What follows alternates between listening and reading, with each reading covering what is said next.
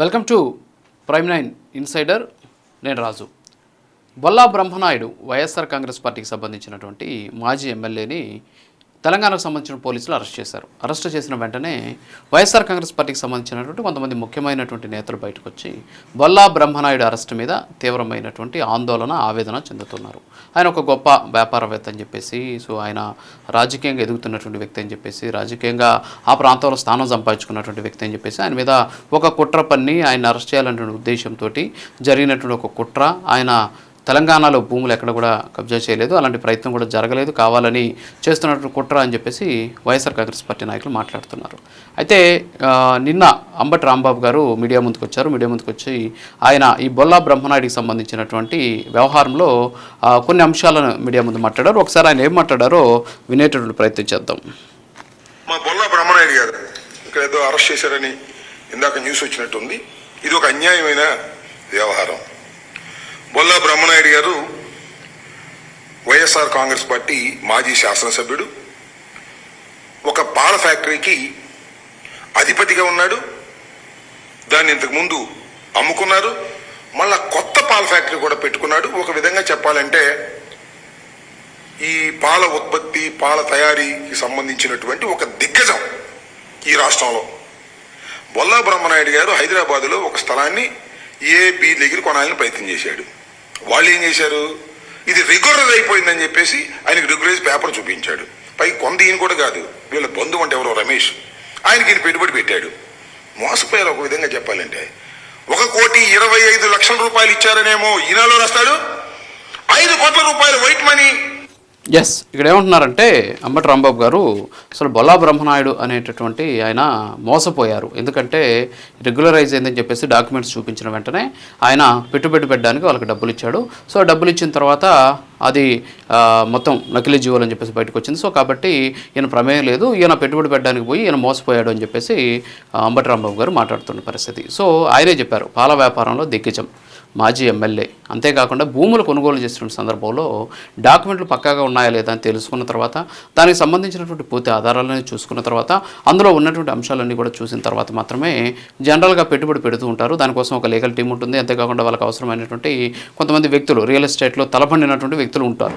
మరి అలాంటి సందర్భంలో ఆయన అక్కడ భూములకు సంబంధించి పెట్టుబడి పెట్టే సందర్భంలో ఆ డాక్యుమెంట్లు ఏవి చూడకుండానే ఈయన పెట్టుబడి పెట్టేశాడు అనేటటువంటి వాదాన్ని తీసుకొస్తూ ఆయన మోసపోయాడు అంటే ఆయన ఒక బాధ్యతగా చూపించే ప్రయత్నం చేశాడు. సో ఈ ఎపిసోడ్లో 9 ఎకరాల 28 గుంటల భూమిని, పోరంబోకు కంచెగా ఉన్నటువంటి గండిపేటలో ఉన్నటువంటి ఈ భూమిని కొట్టేసేందుకు దాదాపుగా కూడా 5 జీవోలను ఏర్పాటు చేశారు. 558, 553, 555, 554, 552 జీవోలు 2/12/2025లో ఇచ్చారు. ఇవి నకిలీ జీవోలు. మరి ఈ నకిలీ జీవోలను తీసుకొని వీళ్ళు ఆ భూములు రెగ్యులరైజ్ అని చెప్పేసి ఈయన పాపం మోసం చేశారు అనేది అంబటి రాంబాబు గారి వర్షనం. అయితే గండిపేట తహసీల్దారు నార్సింగ్ పోలీసులకి 23/5/2026లో కంప్లైంట్ చేశాడు. సార్, ఒక నకిలీ జీవోలు తీసుకొచ్చేసి భూములు కొట్టేసి ప్రయత్నం చేస్తున్నారని. సో దాని మీద విచారించినటువంటి పోలీసులు బొల్లా బ్రహ్మనాయుడికి సంబంధించినటువంటి ప్రమేయం ఏముందనేది గుర్తించారు. వెంటనే ఈ ఇష్యూ బయటికి రాగానే బొల్లా బ్రహ్మనాయుడు గారు అజ్ఞాతంలోకి వెళ్ళిపోయారు. మరి ఆయన పారిపోయారా, లేకపోతే దాక్కున్నారా, లేకపోతే అజ్ఞాతంలోకి వెళ్ళిపోయారా, లేకపోతే న్యాయపరమైనటువంటి పోరాటం చేసేందుకు పోలీసులు దొరకకుండా వెళ్ళిపోయారా అనేది పక్కన పెడితే ఆయన అయితే వెళ్ళిపోయినటువంటి పరిస్థితి. సో ఈ ఎపిసోడ్లో అసలు అది ప్రభుత్వ కంచెభూమి అయినప్పటికీ కూడా రికార్డులు చెబుతున్నాయి రెగ్యులరైజ్ అయిపోయింది అని చెప్పేసి భావించేసి అందులో పెట్టుబడి పెట్టడానికి సిద్ధమైపోయాడు. కాబట్టి ఆయన బాధితుడు. ఎస్, బాగానే ఉంది. మరి పవన్ కళ్యాణ్కి సంబంధించినటువంటి ఇష్యూ చూద్దాం. పవన్ కళ్యాణ్ గారు కోడి చెరువుకు సంబంధించినటువంటి భూములు ఏవైతే ఉన్నాయో వాటిని కబ్జా చేశారు. కోడి చెరువు పక్కన ఉన్నటువంటి భూమిని ఆయన కబ్జా చేశాడు. అది చెరువు. అంతేకాకుండా తెలంగాణ వనరులన్నీ కూడా దోసేసుకుంటున్నాడు. అక్కడ ఉన్నటువంటి భూములన్నీ కూడా కబ్జా చేసేస్తున్నాడు తెలంగాణలో అని చెప్పేసి ఇదే వైఎస్ఆర్ కాంగ్రెస్ పార్టీకి సంబంధించిన నాయకులు, వైఎస్ఆర్ కాంగ్రెస్ పార్టీ అనుకూల media, YSR Congress party social మీడియాలో భారీ ఎత్తున ట్రోల్స్ జరిగే ఇంకా కూడా ఆగనటువంటి పరిస్థితి. సో ఆయన చెరువుని కొట్టేసినట్టు కబ్జాదారుగా చూపించారు. పవన్ కళ్యాణ్ ఆ చెరువును కొనుగోలు చేసింది ఎప్పుడు అంటే, ఆ చెరువుకు సంబంధించి ఏదైతే ఆయన కొనుగోలు చేసే భూమి ఏదైతే ఉందో ఆ భూమిని ఎప్పుడు కొనుగోలు చేశారంటే 1994లో రిజిస్టర్ అయినటువంటి భూమి అది. 1994 నుంచి అనేక రిజిస్టర్లు అయితే ఈయన 2014లో కొనుగోలు చేశారు. అంటే 1994 నుంచి రిజిస్ట్రేషన్ అవుతూ ఉన్నటువంటి భూములు అవి. అంతేకాకుండా రెవెన్యూ రికార్డ్స్లో అదేమని ఉంది, సికంకి సంబంధించిన పట్టా భూములు ఉంది. సో సికం భూములు, పట్టా భూములు, సో ఎవరికి తీసుకెళ్ళినా సరే ఈ భూములు కొనుగోలు చేయొచ్చు అని చెప్పేసి చెప్పేటటువంటి పరిస్థితి. అంతేకాకుండా రిజిస్ట్రేషన్లు అయి ఉన్నాయి, రెవెన్యూ రికార్డ్స్లో పక్కాగా ఉన్నాయి. వాటిని 1994 నుంచి ఉన్నటువంటి రిజిస్ట్రేషన్ల తర్వాత 2014లో కొనుగోలు చేశారు. అంటే దాదాపు 20 సంవత్సరాల చరిత్ర ఉన్నటువంటి భూములను కొనుగోలు చేశారు.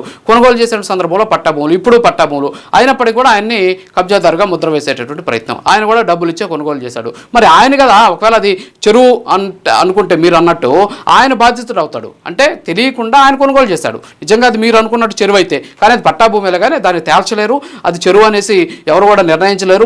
తెలంగాణ ప్రభుత్వం కూడా ఆల్రెడీ పవన్ కళ్యాణ్ ఆల్రెడీ సవాల్ కూడా చేసేసారు. నిజంగా అది నేను కబ్జా చేశానంటే మాత్రం మీరు తీసేసుకోండి అని చెప్పారు. ఆయన మీద చర్యలు కూడా తీసుకోవచ్చు అని చెప్పేసి కూడా ఆయన బాహాటంగా ప్రకటించినటువంటి పరిస్థితి. సో అది సికం పట్టా భూమి. అంతేకాకుండా ఆయనేం కబ్జా చేయాల, ఆయనేం దొంగ జీవాలు తయారు చేయాల, ఆయనేం దొంగ జీవాలు తయారు చేసే వాళ్ళకి డబ్బులు ఇలా 1994 నుంచి పర్ఫెక్ట్గా ఉన్నటువంటి రికార్డుని 2014లో ఆయన కొనుగోలు చేశాడు. కానీ ఇక్కడ బొల్లా బ్రహ్మనాయుడు గారు ఏం చేశారు, ఆయన ఈ ప్రభుత్వ భూమిగా ఉన్నటువంటి భూమికి సంబంధించి నకిలీ జీవోలతోటి రెగ్యులరైజ్ అయిపోతే ఆయన దాన్ని చూసేసి నిజమే అనుకునేసి పెట్టుబడులు పెట్టడానికి సిద్ధం పెట్టాడు. అందుకని నేను బాధితుడంట. కానీ పవన్ కళ్యాణ్ మాత్రం కబ్జాదారంట. 1994 నుంచి పక్కాగా ఉన్నటువంటి రికార్డుకి సంబంధించిన భూములు 20 సంవత్సరాల తర్వాత కొనుగోలు చేసిన పవన్ కళ్యాణ్ మాత్రం కబ్జాదారుడు, బొల్లా బ్రహ్మనాయుడు మాత్రము అమాయకుడు అనేటటువంటి ప్రయత్నం చేస్తున్నారు. అంటే మనకైతే ఒక న్యాయం, ఇంకొకరికైతే ఇంకో న్యాయం. ఈ విధమైనటువంటి ప్రయత్నం ఈరోజు జరుగుతోంది. సో బొల్లా బ్రహ్మనాయుడికి సంబంధించిన వ్యవహారంలో ఆల్రెడీ పోలీసు తహసీల్దార్ కంప్లైంట్ ఇచ్చారు, పోలీసులు విచారణ చేశారు, ఆయన అరెస్ట్ చేశారు, పక్కాగా ఉంది అక్కడ. కానీ ఇక్కడ పవన్ కళ్యాణ్కి సంబంధించిన ఇష్యూలు ఎవరో ఒక యూట్యూబరు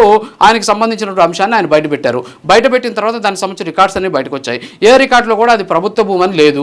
కానీ ఇది పవన్ కళ్యాణ్ కబ్జా చేశాడు, అక్కడ చెరువులో నీళ్లు ఉన్నాయి, ఆ పక్కన ఇంకోటి ఏదో ఉంది అని చెప్పేసి రకరకాలైన విమర్శలు చేసి ఏదో ఆరోపణలు మాత్రమే చేశారు. అందుకని వెంటనే వైఎస్ఆర్ కాంగ్రెస్ పార్టీకి సంబంధించిన అనుకూల మీడియా, సోషల్ మీడియా రెడీ అయిపోయి పవన్ కళ్యాణ్ని టార్గెట్ చేసేసి పవన్ కళ్యాణ్ చెరువులు కబ్జా చేసేస్తున్నారని చెప్పేసి ఆయన మీద విమర్శలు చేసేసినటువంటి పరిస్థితి. కానీ బొల్లా బ్రహ్మనాయుడు గారు మాత్రం అమాయకుడు, సో ఆయన నష్టపోయాడు, ఆయన బాధితుడు అని చెప్పేసి ఈయనకేమో సపోర్ట్ చేసేటటువంటి పరిస్థితి. అంటే రెండు సబ్జెక్టులకు సంబంధించి మన కళ్ళ ముందు ఉన్నటువంటి సాక్ష్యాలు ఇవి. మరి ఇంత పక్కాగా ఉన్నా సరే ఇంకా కూడా వెనకేసుకు రావడం, పవన్ కళ్యాణ్కి సంబంధించి అసలు తప్పే లేదు, నిజంగా తప్పని ఉంటే భూములు తీసేసుకోండి, చర్యలు తీసుకోండి అని చెప్పేసి ఆయన చెబుతున్నా సరే ఇప్పటివరకు ఎవరు పట్టించుకున్నటువంటి పరిస్థితి. సో అది తేడా. మరి ఆ విషయాన్ని కూడా ఇప్పుడు అంబటి రాంబాబు గారు బయటపెట్టాలి కదా. సో పవన్ కళ్యాణ్ సంబంధించిన విషయంలో ఇది జరిగింది, సో నిజంగా అది చెరువు అయితే పాపం ఆయన కూడా కొనుక్కొని మోసపోయాడు, నిజంగా అది చెరువు అనేసి ఇప్పుడు ఏదైతే ఆరోపిస్తున్నారో నిజంగా అది ఆరోపణ నిజమే అయితే ఆయన కూడా బాధితుడు అవుతాడు, ఆయన మోసపోయినటువంటి వ్యక్తి అవుతున్నారు కదా. మరి ఆయన ఎందుకు కబ్జాదారుగా చిత్రీకరించే ప్రయత్నం చేస్తున్నారు వైఎస్ఆర్ కాంగ్రెస్ పార్టీకి సంబంధించినటువంటి సోషల్ మీడియాలో. సో దీని మీద ఖచ్చితమైనటువంటి అంశాలను కూడా ప్రజలందరూ కూడా గమనిస్తున్నారు. మనం మాట్లాడే సందర్భంలో సాక్ష్యాలతోటి వాస్తవాలతోటి మాట్లాడుతుంటే ప్రజలకి ఒక రకమైనటువంటి మన మీద ఒక మంచి భావన కలుగుతుంది అనేసి తెలియజేసుకుంటూ ఇది వాళ్ళ ఇన్సైడర్. మరో విషయం మళ్ళీ కలుద్దాం. నమస్కారం.